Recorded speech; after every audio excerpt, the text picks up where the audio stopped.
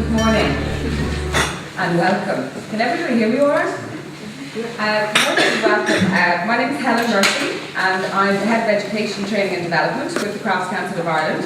So I'm delighted to see so many of you here today on this beautiful sunny morning. And welcome you to our first seminar talking about a full range of trends, themes around craft education, craft training and education. Before we go into the agenda for the day, I'd like to invite our Chief Executive, Una Parsons, to say a few words. Thank you.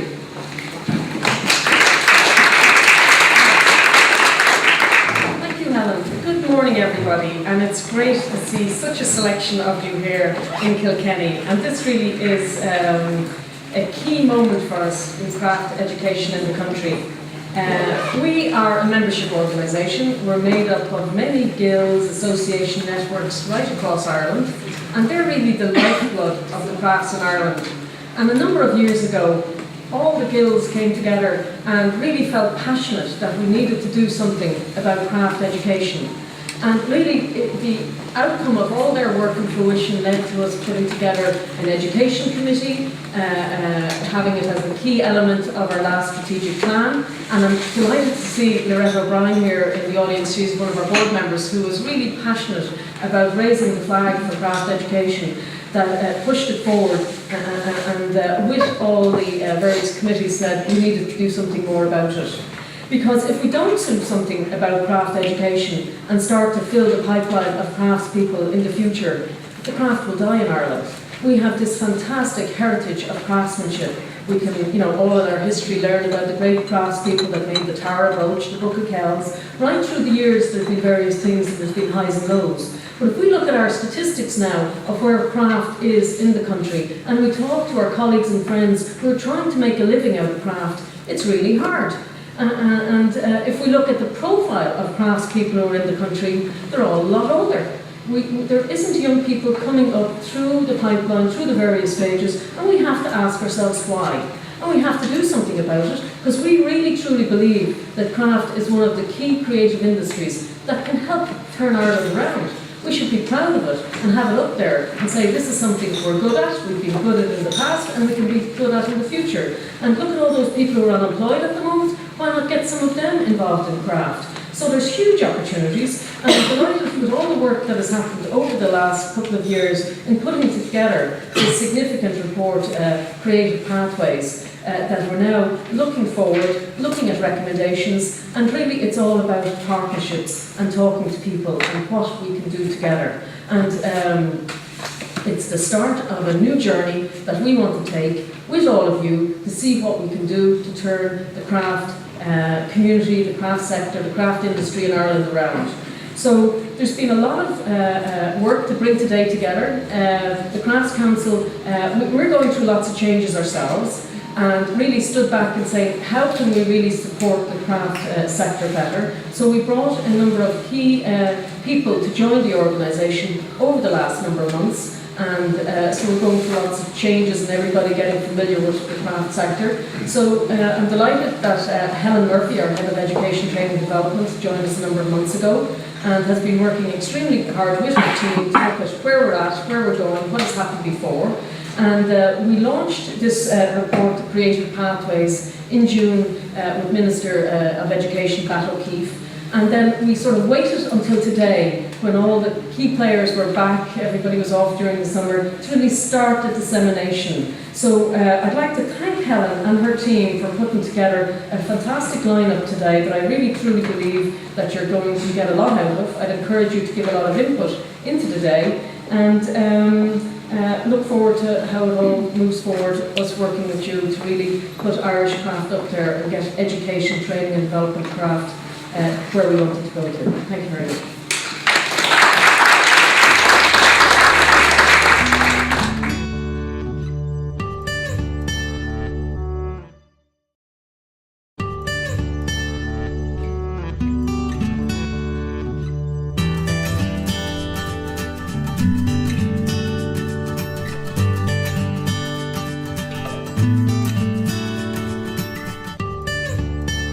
As I mentioned, myself and Finbar are going to talk through some of the key findings of the report.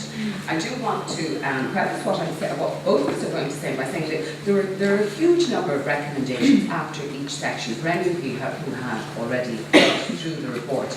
And we really had to condense them down. So if you feel various different points are missing in terms of what we're going to talk about, we have to leave out some areas, and it doesn't mean that we don't consider their importance, but we have to condense it down because there's an awful lot in the report. So first of all, in terms of the objective of the study, Una has given a little bit of background into the fact that this study has been rooted and the need and the requirement for a comprehensive picture of what's happening in terms of craft education and training has been discussed for a number of years going back. Finally, around 18 months ago, Hibernian Consulting, that Finbar is representing today, were commissioned to actually carry out the research study. So what we were looking to do, we needed to get a comprehensive overview of where craft education and training is taking place in Ireland. We wanted to identify the key stakeholders, people who are involved in the provision of craft education and training. We wanted to explore the issues relating to craft education and training, and maybe identify potential areas and fields where the Crafts Council can focus their education and training efforts. So it's giving us a sense of direction in terms of who we can work with, what kind of partners we can help to further enhance craft education and training today. So that was the objective of the study. So at this stage I'm going to hand over to Finbar, who is going to talk you through a little bit on the research methodology behind the study, process of consultation, and some of the findings. Thank you.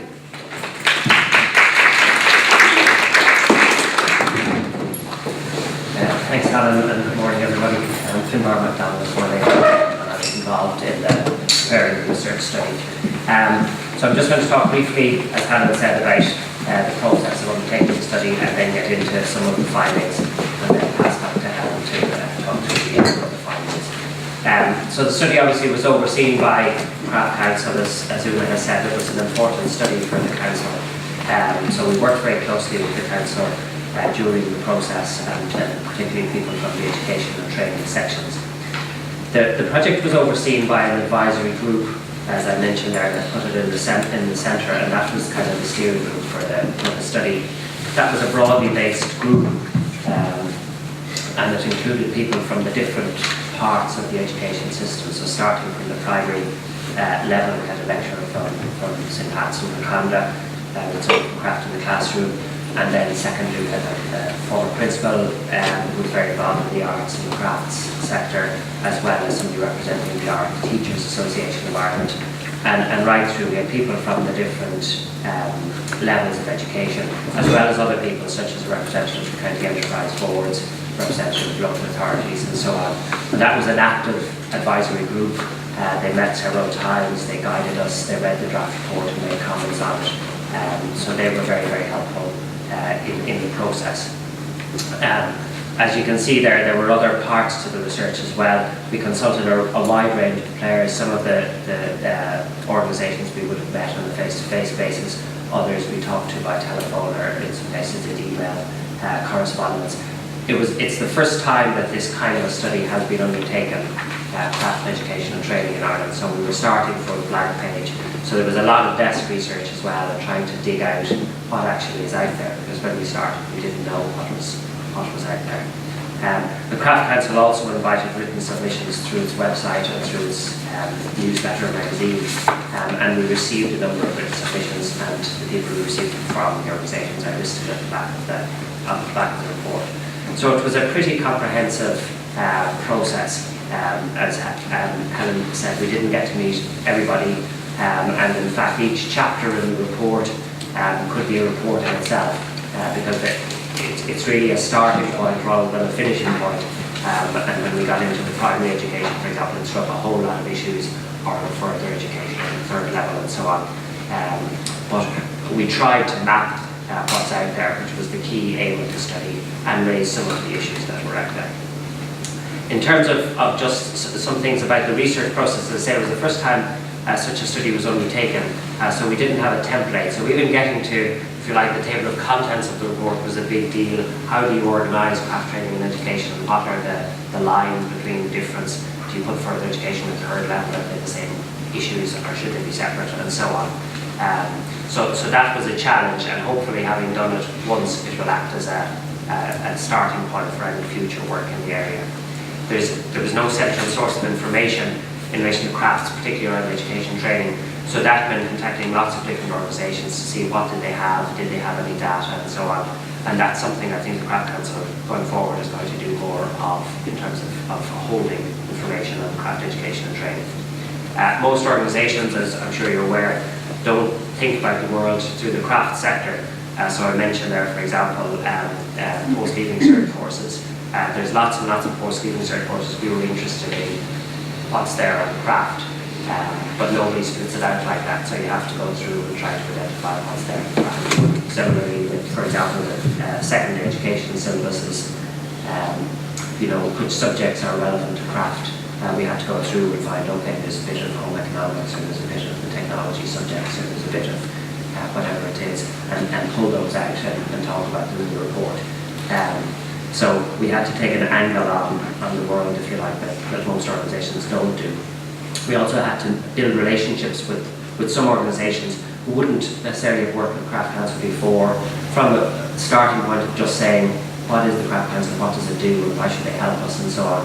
And again, I think that's something the Council is interested in taking forward in terms of building relationships, and hopefully some starting points have been made there. And a starting point for the research underpinning it was the Craft Council strategic plan, 3-year strategic plan, which, as Una was saying, assumes that growth is possible in the craft sector in Ireland.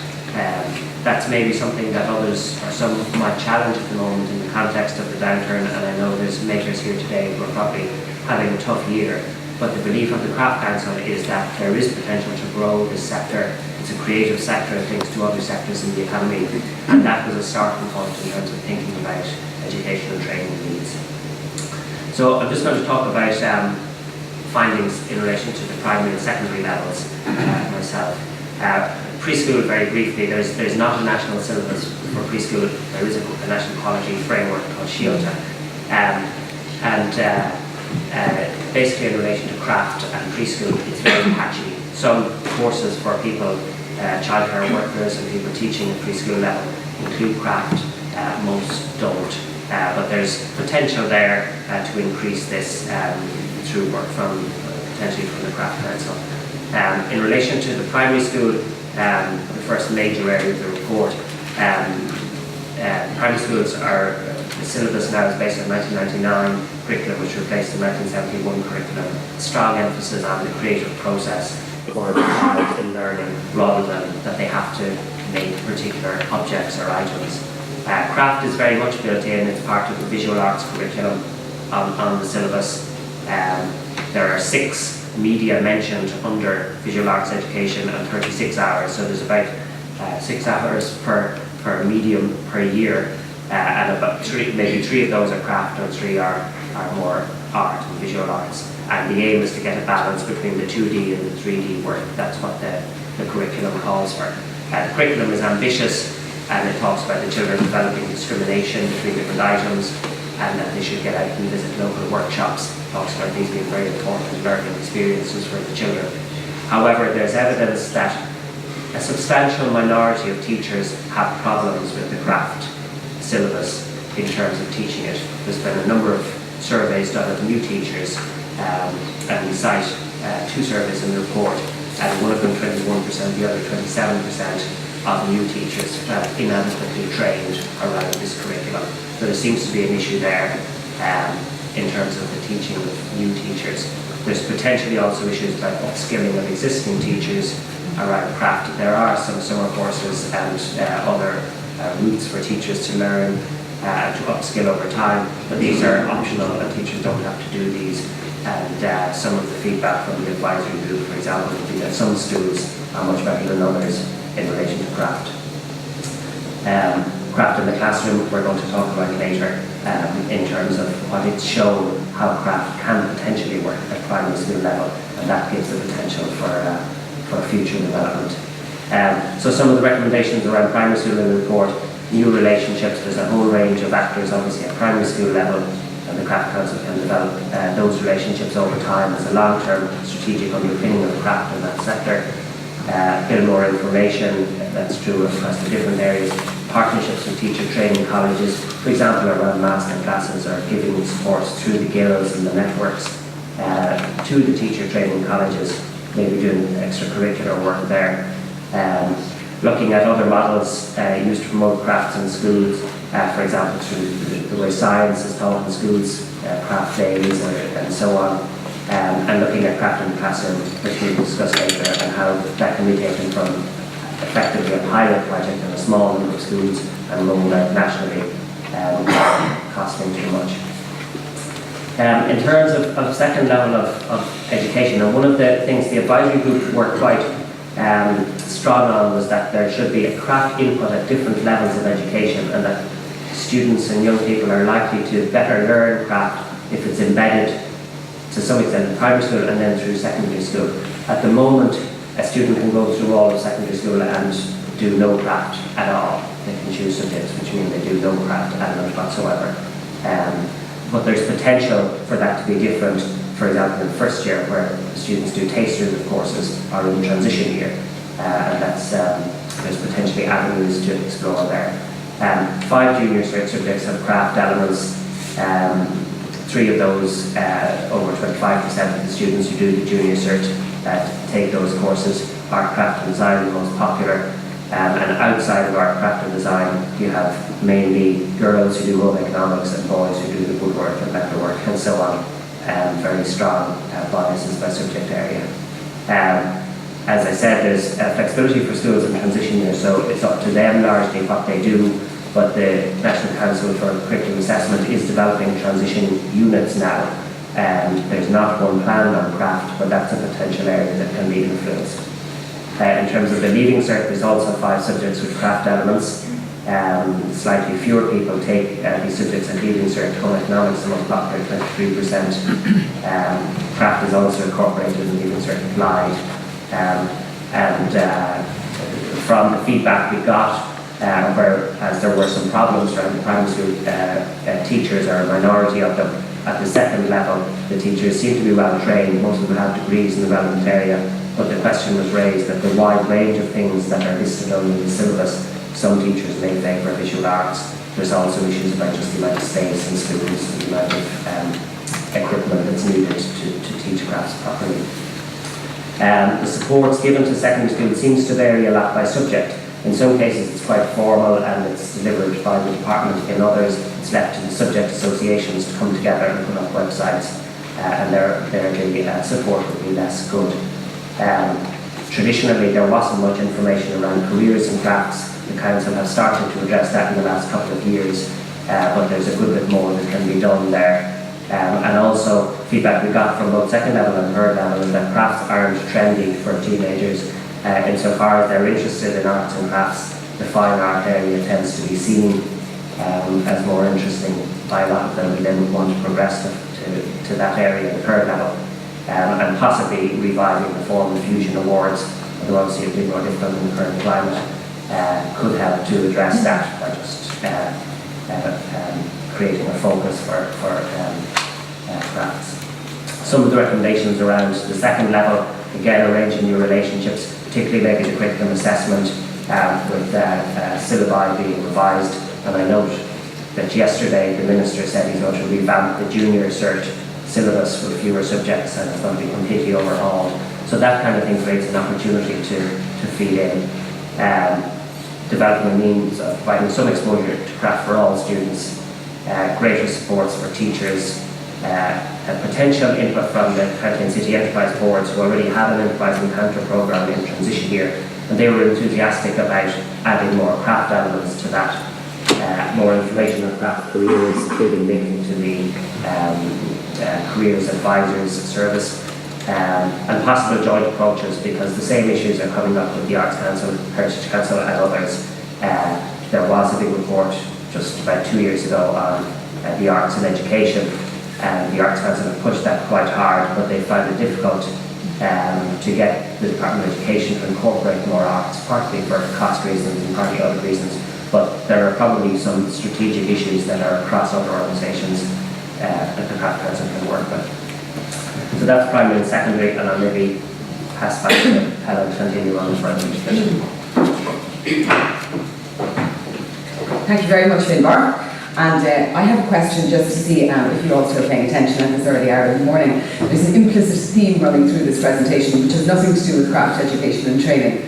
And I'll give you a clue. It was a rather major event that took place last Sunday. Colours? As I was finishing off this presentation yesterday, I thought to myself, black and amber, you know, the Kilkenny colours, which is a complete accident, by the way, but I just thought I'd throw it out to see if you're all still awake. Okay, so I'm going to do the second part of this. Can everybody hear okay? I know the mics were a little bit low earlier on, so sorry about that. I'm looking at further education, third level education, and then training and CPD. So further education, which is it's actually one of the biggest sectors in the education space in Ireland, hugely diverse. Everything that happens after second level, but which is not considered third level.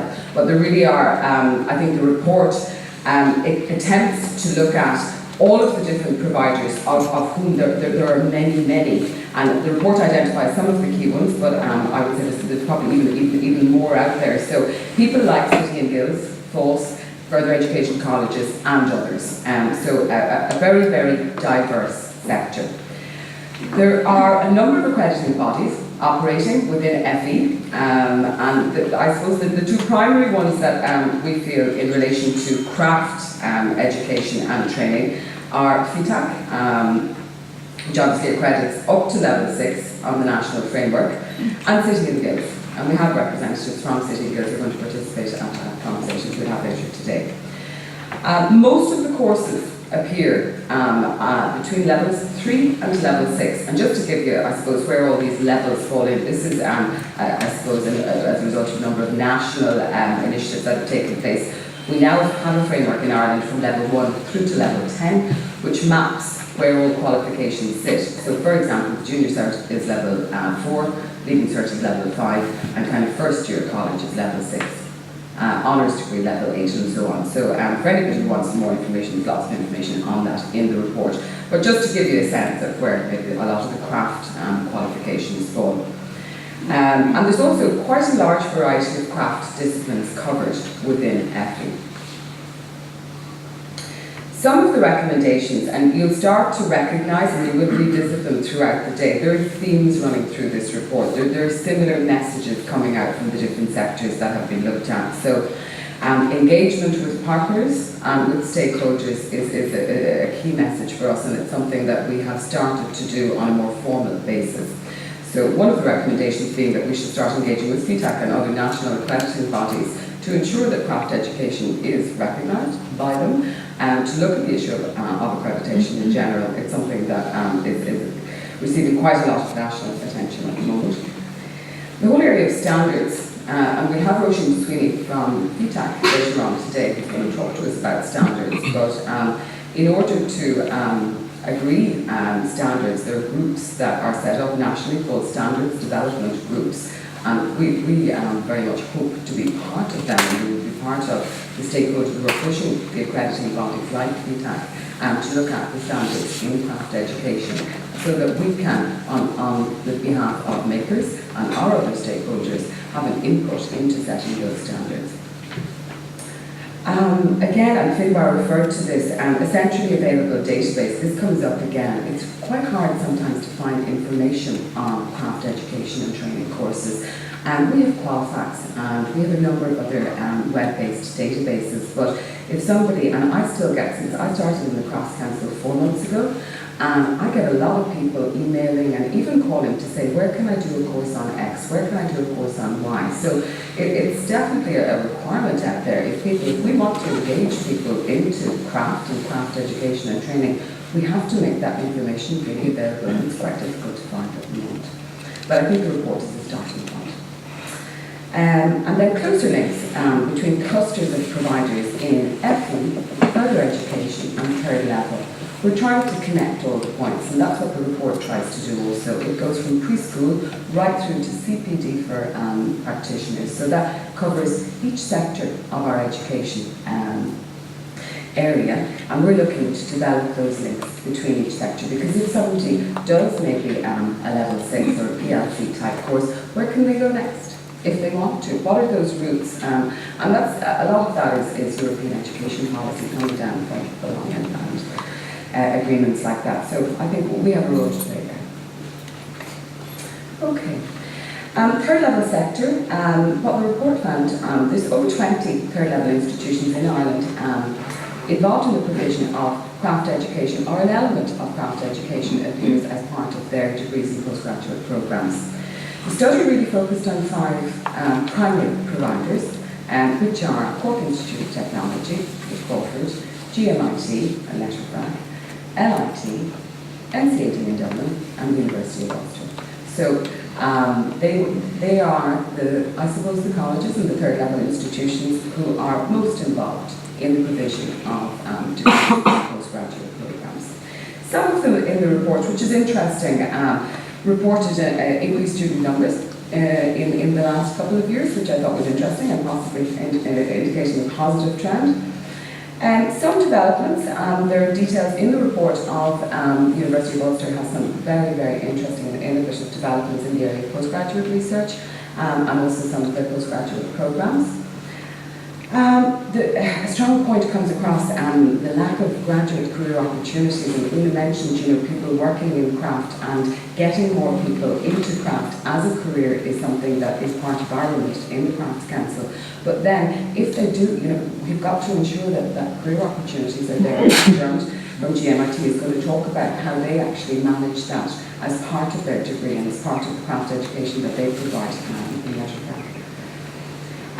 There is some evidence, the report would indicate some evidence graduates who want to start off their own craft businesses may lack the business and marketing skills that might be required. They might get excellent, I suppose, practical skills. They might get some education around the use of technology and so on, but there does appear to be a gap there in terms of business and marketing, which to survive in any craft enterprise today is absolutely critical. And finally then, access to facilities. Again, for graduates, access to facilities and shared creative spaces. So you come out of college, you're 21, whatever. It's, you need some support there. So what can we do to create, there are some really great examples. I know that we talked about at a previous seminar with the Crafts Council, the space in Kilmacthomas, where some NCAD grads have come down and are working with the Enterprise Board, who provided them with the space to actually to make. So we need to get more innovative about that. Okay, and I'll just touch on some of these. Again, the partnership approach. We're very keen to do that. We've started working a little bit more closely with 1 or 2 third level institutions, and that's something that we will continue to do. Graduate employment opportunities, I've mentioned it on the last slide, really, really critical in order for us to ensure that there is a pipeline of people, that people are attracted. People won't be attracted to go into craft unless they feel that they can get a job or open up their own studio at the end of the day. The issue of accreditors, which is usually qualification-based, continued professional development for those working in the crafts industry. So we need to look at what the third level colleges might be able to provide to makers and practitioners. Business and marketing skills, maybe in association with the enterprise boards. We have completed a number of projects with different enterprise boards around the country, and that's something that we need to explore even further. And areas of synergy, something interesting that came out in the report, which makes perfect sense, and when you think about it, is that there are a number of pockets around the country, and Limerick is one that I can think of, Cork is another, where there's evidence that where there's strong second level provision in the area of craft education, that feeds into there being excellent third level courses. So there's a close relationship between second and third level. That's happening on a regional basis in pockets around the country, and that's something that we really feel needs to be developed. Okay, the final section that we'll talk about in relation to the report is craft skills training and CPD. So this is very, very broad, so I'm just going to mention a couple of areas that the report talks about here. A large number of part-time courses available. Primarily the VC sector plays a huge role in that, so lots and lots, and I know we've got lots of our makers who are involved in teaching in this area. A very large range of craft disciplines are covered. However, despite the diversity of disciplines that are available, just because of diversity of the sector, there isn't really a national approach. There's not one approach from a policy point of view of saying, okay, well at the moment, all of these skills are being covered, but what do we need for the future, or how are we ensuring that skills are not lost? So there isn't really, and we feel that in conjunction with our partners, we can help to address that. As I said, there's a risk because of this, that there is a lack of a national approach. There's a risk of certain skills disappearing. I think that has already happened, and certainly we've had conversations with a number of different craftspeople in the last couple of months who are concerned about that. Limited opportunities for continued professional development for people in the crafts sector, in the craft industry. And many people need to go outside of Ireland, be it to the Far East, where I know we had a trip a number of years ago that, of course, I think you would have led with a number of others. So, you know, what can we do in Ireland? Do we need to maybe bring in some international experts who can pass on their skills from a masterclass point of view? How can we address that? And then finally, the issue of qualifications. Qualifications being a key issue for makers who are involved in teaching, largely in the VC sector. The Department of Education and the Teaching Council are now looking for people to hold teaching qualifications. So how do we actually address that? So a coordinated approach required. Again, a national database. Technology could be an enabler for us in terms of widening the provision of craft education and training. And lastly, as I mentioned already, that we need to engage with the Teaching Council and other stakeholders to look at qualifications required by craftspeople involved in teaching. Okay, I'm going to sum up in 2 slides, so sorry we're running a little bit late. And those lovely pictures that you can see are from the top one is from Bloom, and the second one I can't remember. Anyway, no suggestions from anybody in the audience. I honestly can't remember, so the top one was from Bloom this year. Okay, key findings and recommendations. A partnership approach with our key stakeholders.